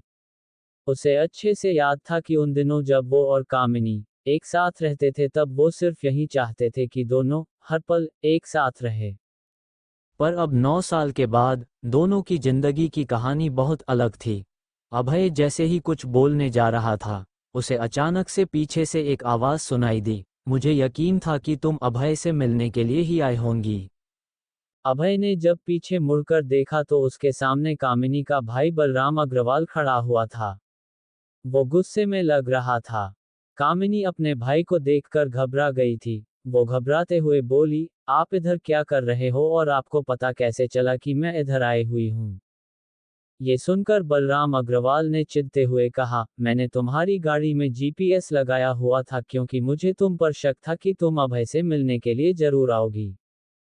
पर भैया, अब अभय से मिलने में क्या प्रॉब्लम है? अभय ने तो अब अपनी बेगुनाही भी साबित कर दी है, कामिनी ने गुस्से में अपने भाई से कहा। अपनी बहन की ये बात सुनकर बलराम अग्रवाल दांत पीसते हुए बोला, कामिनी, अभय तुम्हारे लायक बिल्कुल भी नहीं है। तुम इससे जितना दूर रहोगी हमारे परिवार के लिए उतना अच्छा रहेगा। ये सुनकर कामिनी ने चिढ़ते हुए कहा, अब मैं अपने परिवार की सुनकर कोई फैसला नहीं लूंगी। आखिरी बार मैंने अपने दादा की बात मानी थी लेकिन अब नहीं। ये सुनकर बलराम अग्रवाल गुस्से में चिल्लाते हुए बोला, कामिनी बेवकूफ़ मत बनो। क्या तुम्हें सच में लगता है कि अभय ने अपने दम पर अपनी बेगुनाही साबित की है? अगर हाँ तो तुमसे बड़ा बेवकूफ़ कोई भी नहीं है। ये सुनकर अभय चौंक गया। उसने बलराम अग्रवाल की तरफ देखा और सीरियस होते हुए बोला, तुम कहना क्या चाहते हो बलराम? तुम्हें क्या लगता है मैंने किसके दम पर अपनी बेगुनाही साबित की है? और कामिनी यहाँ मुझसे किसी काम के लिए मिलने आई हैं। हम दोनों अच्छे दोस्त हैं। अभय की ये बात सुनकर बलराम अग्रवाल ने गुस्से में कहा, दोस्ती वोस्ती सब समझ आती है मुझे और सबको मालूम है कि तुमने धीरज राजपूत की मदद ली है खुद को सही साबित करने के लिए। वैसे तुम नहीं जानते कि धीरज राजपूत के लिए तुम सिर्फ एक मोहरा हो। वो तुम्हारी मदद से अपने आसपास के कंपटीशन को खत्म करना चाहता है। बलराम अग्रवाल की बातें सुनकर अभय मन ही मन थोड़ा मुस्कुराया। अपने भाई के मुंह से ये सब बातें सुनकर कामिनी को बिल्कुल भी अच्छा नहीं लग रहा था। उसने बड़े दुखी मन से अपने भाई को कहा, चाहे जो भी हो, आज के वक्त में अभय बेगुनाह है। मैटर सिर्फ यही करता है और हाँ, मैं अभय को पसंद करती हूँ। क्या ये काफ़ी नहीं है? कामिनी की ये बात सुनकर अभय चौंक गया और बलराम अग्रवाल को गुस्सा आ गया। वो गुस्से में कामिनी के पास गया और उसका हाथ पकड़कर खींचते हुए बाहर ले जाने की कोशिश करने लगा। ये क्या कर रहे हो आप भैया? प्लीज छोड़िए मुझे, कामिनी ने गुस्से में कहा। बलराम अग्रवाल ने अभय को घूरते हुए कहा, मेरी बहन से दूर रहना। बलराम अग्रवाल की ये बात सुनकर अभय अपनी जगह पर खड़ा हो गया। अभय को बिल्कुल भी अच्छा नहीं लग रहा था कि बलराम अग्रवाल अपनी बहन के साथ मिसबिहेव कर रहा है, लेकिन उसे ये भी उम्मीद नहीं थी कि कामिनी का मकसद अभय को पाना था। बलराम अग्रवाल जबरदस्ती कामिनी को रेस्टोरेंट के बाहर लेकर चला गया। रेस्टोरेंट में मौजूद सभी लोग सिर्फ बलराम और कामिनी को ही देख रहे थे। कुछ देर के बाद रेस्टोरेंट का माहौल जब शांत हो गया तो अचानक से अभय के पास उर्वशी का फ़ोन कॉल आ गया। अभय ने जैसे ही फ़ोन उठाया, उर्वशी ने कहा, कामिनी के साथ तुम्हारी मुलाकात तो काफ़ी बुरी हुई। अफसोस उसका भाई बीच में आ गया। अभय ने जब उर्वशी की ये बात सुनी तो वो चौंक गया। उसने अपनी नज़र चारों तरफ घुमाई लेकिन उसके बाद भी उसे उर्वशी नज़र नहीं आई। उसने चौंकते हुए कहा, तुम्हें कैसे पता चला कि मैं कामिनी से मिलने के लिए आया हूँ? अभय की ये बात सुनकर उर्वशी हंसने लगी और फिर बोली, इंसान सारी जगह देख लेता है लेकिन कभी अपने दिल में नहीं देखता, वहीं देखो, तुम्हारे दिल में हूं मैं। अभय ने इरिटेट होकर फोन काटा तो उर्वशी ने उसे पीछे से आवाज ले गई। उर्वशी कोने में अकेले बैठी हुई मिली। अभय जल्दी से उर्वशी के पास गया। वो उर्वशी के सामने रखी चेयर पर बैठ गया और धीमी आवाज में बोला, तुम हमेशा मेरा ही पीछा करती रहती हो क्या? ये सुनकर उर्वशी ने मुस्कुराते हुए कहा, क्या करूं अभय, तुम हो ही इतने प्यारे, तुमसे दूर रहना मुझे बिल्कुल भी अच्छा नहीं लगता। ये सुनकर अभय ने कोई जवाब नहीं दिया। अभय को शांत बैठा देखकर उर्वशी मुस्कुराते हुए बोली, मेरे पास तुम्हारे लिए एक इन्फॉर्मेशन है। मुझे पता चला है कि हर्मट भी मित्तल परिवार के साथ मिल चुका है, और हाँ, एक और बात, लोटस गैंग के बहुत सारे एक्स फाइटर्स की एक टीम भी बनाई जा रही है। लोटस गैंग की नई टीम के बारे में सुनकर अभय चौंक गया। वो चौंकते हुए बोला, लोटस गैंग की नई टीम तैयार हो रही है और तुम उन्हें कुछ नहीं बोल रही हो, आखिर क्यों? अभय की ये बात सुनकर उर्वशी ने मुस्कुराते हुए कहा, उस टीम को लोटस गैंग का एक्स लीडर हर्षित लाला तैयार कर रहा है। वो तुम्हारी टीम के पीछे हाथ धोकर पड़ा है। नाइट फाइटर्स की तो बैंड बजने वाली है। वो हमसे चाहता क्या है? अभय ने गुस्से में कहा। ये सुनकर उर्वशी मुस्कुराई, उसे तुम सबकी लाश चाहिए, और हाँ, तुम्हारे नाइट फाइटर एजेंसी में जितने भी गद्दार हैं, उनके बारे में सिर्फ एक ही आदमी जानता है और वो है हर्षित लाला। उर्वशी की ये बात सुनकर अभय को बहुत बड़ा झटका लगा। अपनी बात बोलते ही उर्वशी अपनी कुर्सी से उठ गई और वो अभय के करीब आकर खड़ी हो गई और फिर अभय के बालों को अपने हाथ से फेरते हुए बोली, अभय, तुमने अगर हर्षित लाला के बारे में पता लगा लिया तो शायद तुम्हें उन लोगों के बारे में भी पता चल जाएगा जो नाइट फाइटर एजेंसी में रहकर धोखा दे रहे हैं। अभय ने उर्वशी की बात सुनी। इससे पहले वो कोई भी जवाब देता, उर्वशी मुस्कुराते हुए रेस्टोरेंट के बाहर निकल गई। इस वक्त अभय सिर्फ उर्वशी की बोली हुई बात पर ही अटका हुआ था। उसके दिमाग में बहुत सी बातें घूमने लगी थी, जिनमें से सबसे पहली चीज थी हर्षित लाला की लोकेशन। अचानक से अभय को रेस्टोरेंट के बाहर एक जोरदार आवाज सुनाई दी। आवाज इतनी तेज थी कि रेस्टोरेंट के अंदर मौजूद सभी लोग बाहर देखने लगे थे। अभय ने जब अपनी नज़र घुमाई तो वो चौंक गया, क्योंकि रेस्टोरेंट के बाहर एक ऑडी और फरारी कार के बीच में टक्कर हो गई थी। अभय जल्दी से अपनी कुर्सी से उठा और भागते हुए एक्सीडेंट वाली जगह पर जाने लगा। धीरे धीरे उस जगह पर भीड़ बढ़ती जा रही थी। अभय जब कार के नज़दीक पहुंचा तो उसे भीड़ में खड़े लोगों की फुसफुसाने की आवाज़ सुनाई दे रही थी। एक आदमी फुसफुसाकर चौंकते हुए बोल रहा था, मैंने अपनी आंखों के सामने देखा, इन दोनों कारों में कोई बैलेंस नहीं था, दोनों की स्पीड भी ज्यादा थी। उसी समय एक और आदमी ने फुसफुसाते हुए कहा, ना जाने कैसे लोग थे, कुछ लोग तो एक्सीडेंट होने के बाद भाग भी गए। अचानक से ऑडी कार के अंदर से एक सुंदर लड़की की आवाज़ सुनाई दी, मुझे बाहर निकालो, मुझे बचाओ। सबकी नज़र जब कार के अंदर पड़ी तो सबको बहुत ही बड़ा झटका लगा, क्योंकि कार के अंदर famous TV actress Zareen Randhawa थी। ज़रीन रंधावा बहुत ही खूबसूरत एक्ट्रेस थी। ठीक उसी वक्त भीड़ में से एक आदमी चिल्लाते हुए बोला, अरे ये क्या, कार के अंदर ज़रीन रंधावा के साथ साथ एक छोटा बच्चा भी है। ये सुनकर अभय चौंक गया। वो जल्दी से कार के पास गया। उसने अपनी पूरी ताकत लगाकर ऑडी कार से ज़रीन रंधावा और उस बच्चे को बाहर निकला। इस वक्त उस 4 साल के बच्चे की हालत ज़्यादा अच्छी नहीं थी। एक्सीडेंट के कारण जरीन के सिर पर चोट लग गई थी, उसके शरीर के कुछ हिस्सों से खून निकल रहा था। भीड़ में मौजूद सभी लोग ऐसे मौके का फायदा उठाते हुए अपने फोन से वीडियो बना रहे थे। उसी समय फरारी कार के अंदर से एक आदमी गुस्से में बाहर निकला और जरीन रंधावा के पास जाकर उसको धक्का मारते हुए बोला, क्या तुम्हारा दिमाग खराब है? तुम्हें गाड़ी नहीं चलानी आती? तुम्हारी वजह से मेरी मालकिन को कितना नुकसान हुआ है, तुम्हें इसका अंदाजा भी है? धक्का इतना ताकतवर था कि जरीन रंधावा लड़खड़ाकर 2 कदम पीछे चली गई। वो डर चुकी थी। उसे समझ ही नहीं आ रहा था कि वो कैसे रिएक्ट करे। उसके हाथ कांपने लगे थे। जरीन रंधावा ने कांपती हुई आवाज में कहा, मुझे माफ कर दो, मैं बच्चे को इलाज के लिए हॉस्पिटल लेकर जा रही थी, अभी बच्चे की हालत बहुत नाजुक है। ये सुनकर आदमी ने गुस्से में कहा, तो मैं क्या करूं? बच्चे की हालत खराब है, हम भी तो लेट हो रहे थे, मेरी मालकिन को भी काम पर जाना था। प्लीज मुझे जाने दो, मुझे अपने बच्चे का इलाज करवाना है, जरीन रंधावा ने गिड़गिड़ाते हुए कहा। उसकी ये बात सुनकर उस आदमी ने गुस्से में कहा, मैंने पुलिस को बुला लिया है, अब जब तक वो नहीं आएगी तुम कहीं नहीं जा सकती। ये सुनकर जरीन रंधावा की आंखों से आंसू बहने लगे थे। ठीक उसी वक्त फरारी कार के अंदर से एक लड़की बाहर निकली। अभय ने जब उसे देखा तो वो चौंकते हुए बोला, इस लड़की को तो मैंने पहले भी देखा है, ये यहाँ कैसे? ये तो रितिका है, इसे मैंने एंटीक आइटम्स की नीलामी में होस्ट करते हुए देखा था।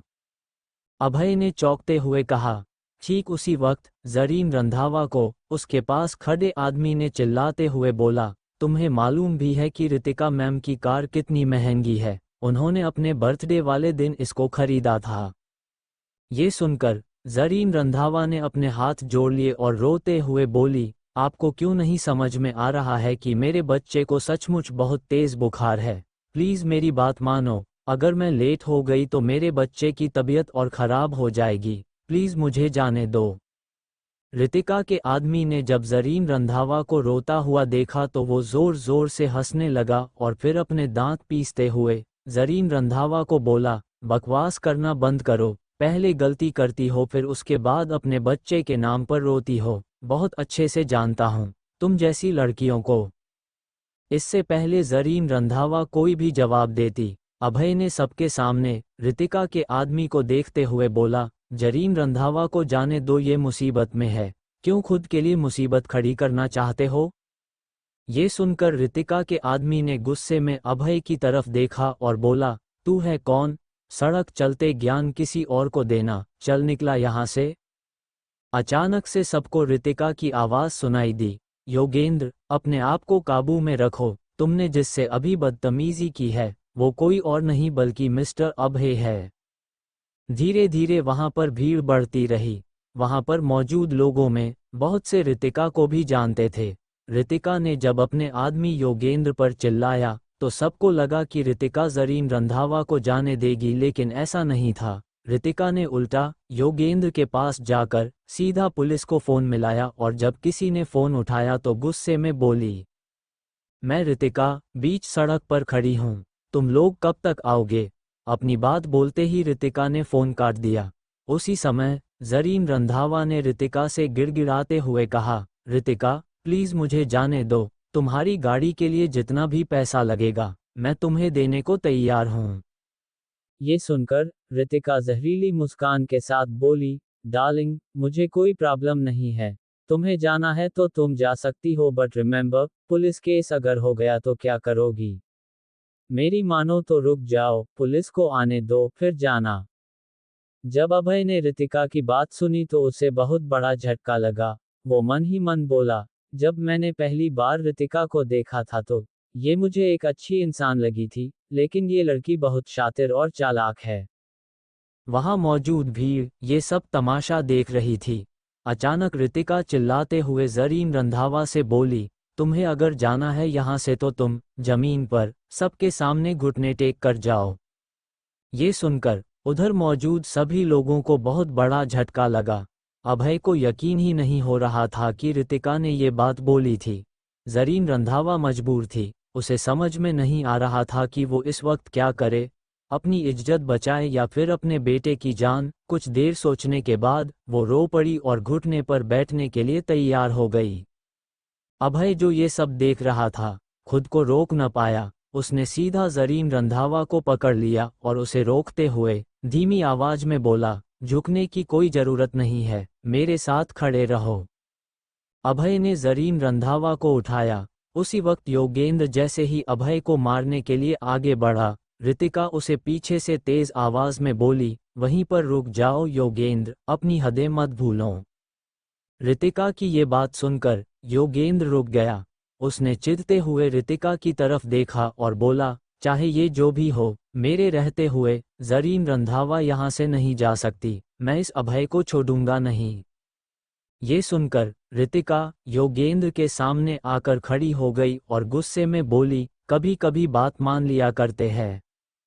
ये बोलने के बाद रितिका ने अभय की तरफ देखा और कहा, तुम जरीन रंधावा को लेकर यहाँ से जा सकते हो। रितिका को अभय के बारे में पता था। उसने अभय को ज्यादा कुछ न बोलना बेहतर समझा था। अभय ने जल्दी से बच्चे को अपने गोद में लिया और तेज रफ्तार में कार चलाते हुए हॉस्पिटल की ओर निकल पड़ा। गाड़ी चलाने के वक्त अभय ने जरीन रंधावा की तरफ देखा और बोला, तुम अपने बहते खून को कुछ वक्त के लिए रोक लो, हम हॉस्पिटल जल्दी पहुंचने वाले हैं। ये सुनकर जरीन रंधावा ने धीमी आवाज में नर्वस होते हुए कहा, मैं बिल्कुल ठीक हूँ, आप टेंशन मत लीजिए। ये बोलने के बाद जरीन रंधावा गाड़ी के शीशे की तरफ देखने लगी। कुछ देर के बाद जरीन रंधावा ने अभय की तरफ देखा और अपने बहते आंसुओं के साथ बोली, Abhay, thank you so much, you are my saviour. ये सुनकर अभय शांत रहा। उसके चेहरे पर एक हल्की सी मुस्कान थी। अचानक से अभय ने जरीन रंधावा से पूछा, आज जिस तरह से रितिका तुमसे बात कर रही थी, मुझे ऐसा क्यों लग रहा है कि तुम दोनों पुराने दुश्मन या दोस्त हो? ये सुनकर जरीन रंधावा ने कहा, हम दोनों एंटरटेनमेंट इंडस्ट्री में काम कर रहे हैं। जब रितिका का फिल्म डेब्यू हुआ था, तब मैं बहुत बड़ी स्टार थी और आज के वक्त में रितिका और मेरी एक ही पोजीशन है। यही कारण है कि रितिका मुझसे जलती है। She is jealous of me, वो मेरी इमेज को खराब करना चाहती है। ये सुनकर अभय ने आगे कुछ भी न बोलना ज्यादा बेहतर समझा। अभय गाड़ी को हॉस्पिटल की तरफ लेकर जा रहा था। यहीं दूसरी तरफ गाड़ी के अंदर रितिका और योगेंद्र एक साथ बैठे हुए थे। योगेंद्र ने धीमी आवाज में रितिका से चिढ़ते हुए कहा, तुमने उनको जाने क्यों दिया?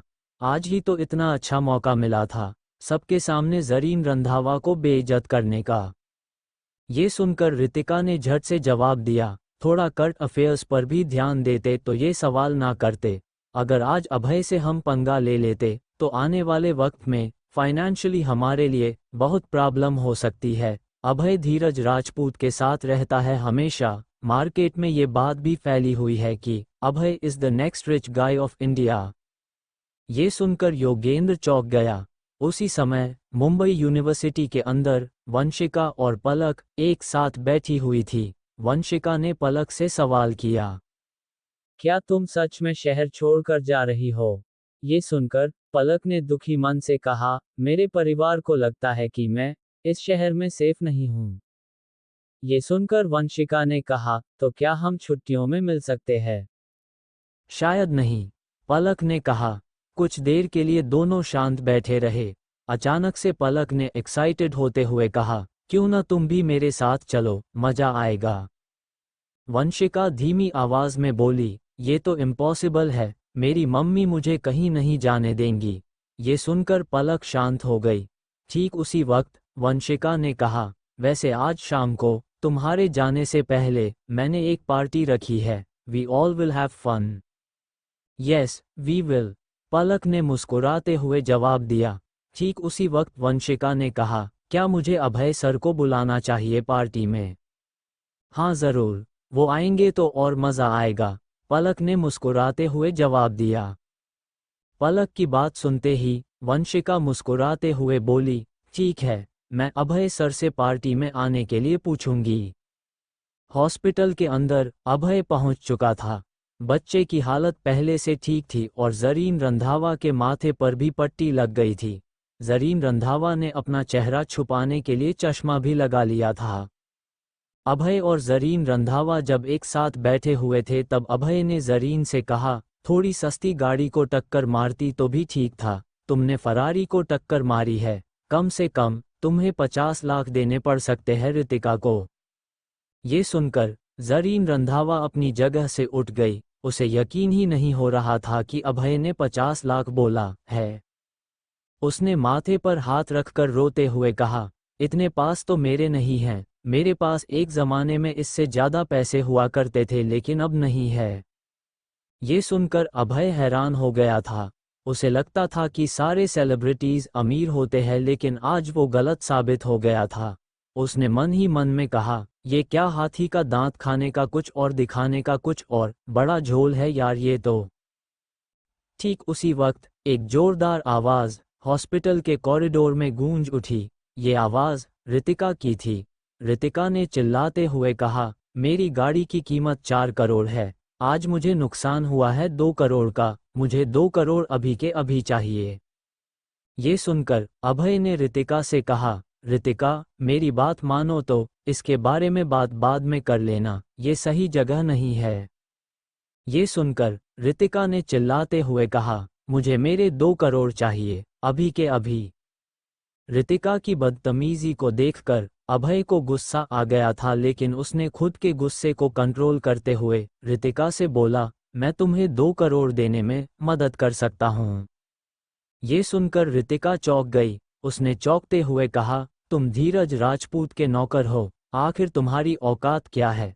उस दिन धीरज राजपूत के दम पर तुमने पेंटिंग्स क्या खरीद ली, खुद को तोप समझने लगे।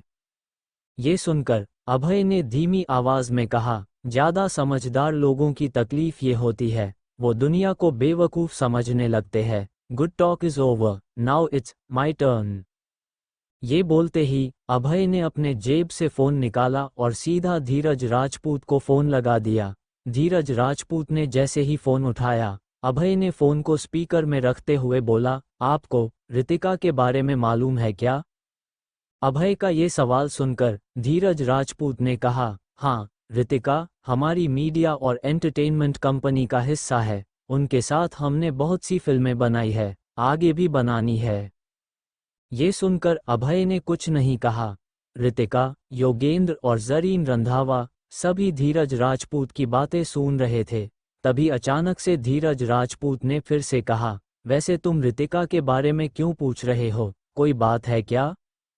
हाँ, मैं चाहता हूँ कि तुम रितिका का कॉन्ट्रैक्ट हमारी कंपनी के साथ आज ही खत्म कर दो, अभय ने गुस्से में कहा। अभय की ये बात सुनकर धीरज राजपूत ने सीरियस होते हुए कहा, 5 मिनट में तुम्हारा काम हो जाएगा। ये बोलकर धीरज राजपूत ने फोन काट दिया। जैसे ही फोन कटा, रितिका जोर जोर से हंसने लगी। उसे यकीन ही नहीं हो रहा था कि धीरज राजपूत ने ऐसा कहा था। रितिका ने गुस्से में चिल्लाते हुए सबको देखकर कहा, मैं 5 मिनट के लिए इंतजार करूंगी, मैं भी देखना चाहती हूं कि ये अभय मेरा कॉन्ट्रैक्ट कैसे खत्म करवाएगा। ये सुनकर अभय शांत रहा। रितिका गुस्से में अभय से बोली, 5 मिनट में तुम अपनी नौकरी खोने वाले हो। ये सुनकर अभय ने हल्की सी मुस्कान के साथ कहा, मुझे भी 5 मिनट के खत्म होने का इंतजार है। ये बोलने के बाद सब शांत हो गए। बीतता हर मिनट 1 घंटे के जैसा लग रहा था। जैसे ही 5 मिनट बीत गए, रितिका के फोन की घंटी बजी। रितिका ने फोन की तरफ देखा और मुस्कुराते हुए बोली, देखो धीरज राजपूत सर का फोन आ गया है, बोलो तो मैं तुम्हारे लिए माफी मांग लूं। ये बोलते ही रितिका ने फोन उठा लिया। जैसे ही रितिका ने फोन उठाया वैसे ही धीरज राजपूत ने जल्दबाजी में कहा, रितिका जी, हमारी कंपनी आपके साथ आगे से काम नहीं करना चाहती है, आपका कॉन्ट्रैक्ट खत्म हो गया है, बस यही बताने के लिए फ़ोन किया था मैंने आपको। अपनी बात बोलते ही धीरज राजपूत ने फ़ोन काट दिया। ये सब देखकर हॉस्पिटल के अंदर मौजूद सभी लोग हैरान हो गए। रितिका को भी यकीन नहीं हो रहा था कि उसका कॉन्ट्रैक्ट खत्म हो गया था। अभय ने फिर योगेंद्र की तरफ देखा और कहा, तुम दोनों के लिए अच्छा होगा कि तुम सब यहाँ से निकल जाओ, क्योंकि अब नाटक किया तो दी एंड कर दूंगा मैं। ये सुनकर योगेंद्र डर गया। वो बिना कुछ बोले रितिका और बॉडीगार्ड्स को लेकर वहां से चला गया। जरीन रांधवा जो ये सब देख रही थी, वो हैरान थी। ठीक उसी वक्त अभय को वंशिका का कॉल आ गया। अभय ने जैसे ही फोन उठाया, वंशिका ने कहा, आज रात को मैं एक पार्टी होस्ट कर रही हूँ, क्या आप आना चाहोगे? ये सुनकर अभय ने मुस्कुराते हुए बोला, साउंड्स एक्साइटिंग, वैसे पार्टी किस लिए दे रही हो, कोई स्पेसिफिक रीजन? ये सुनकर वंशिका ने सीरियस होकर कहा, पलक शहर छोड़कर जा रही है, मैं उसके साथ कुछ वक्त बिताना चाहती थी। आई थॉट पार्टी देकर मेमोरेबल मोमेंट्स बना लूं। वंशिका की ये बात सुनकर अभय ने मुस्कुराते हुए कहा, मैं जरूर आऊंगा। ये बोलते ही अभय ने फोन काट दिया। वो अब थक चुका था। आराम करने के लिए अभय मिहिका के घर जाकर सो गया। जब वो सोकर उठा तब शाम हो गई थी। वो जल्दी से तैयार हुआ और पार्टी के लिए निकल गया। टैक्सी में बैठते ही अभय ने सबसे पहले खुद से कहा, अरे यार, मैं कहीं लेट ना हो जाऊं, एक तो मेरी नींद मेरा पीछा नहीं छोड़ती। कुछ ही देर के बाद अभय पार्टी की लोकेशन पर पहुंच चुका था। गेट में इंटर करते ही अभय को सबसे पहले वंशिका मिली। वंशिका ने जैसे ही अभय को देखा, वो एक्साइटेड होकर बोली, welcome welcome Abhay sir, thank you so much आप यहाँ आए। ये सुनकर अभय ने मुस्कुराते हुए जवाब दिया, कोई बात नहीं, मुझे तो अच्छा लगा कि तुमने मुझे बुलाया। ये बोलते ही अभय चारों तरफ घूमने लगा। तभी उसको पीछे से पलक ने बुलाया, अभय सर कैसे हो आप? ये सुनकर अभय ने मुस्कुराते हुए जवाब दिया, मैं बिल्कुल ठीक हूँ, तुम कैसी हो? इससे पहले पलक कोई भी जवाब देती, पार्टी की लाइट अभय की ओर गई। फिर एक आदमी माइक में चिल्लाते हुए बोला, अभय, तुम पार्टी में सबसे लेट हो, अब तुम्हें पनिशमेंट मिलेगी। कैसी पनिशमेंट? अभय ने जल्दी से पूछा। पार्टी में मौजूद सभी लोग अलग अलग तरीके के पनिशमेंट सोचने लगे। अभय को ये सब एक मजाक लग रहा था, पर उसके बाद भी अभय ने किसी को कुछ भी नहीं कहा। इन सब के बीच में अभय को एहसास हुआ कि शायद पार्टी के अंदर कोई अनजान आदमी घूम रहा हो। उसने अपनी नज़र चारों तरफ घुमाई लेकिन उसे कोई नज़र नहीं आया।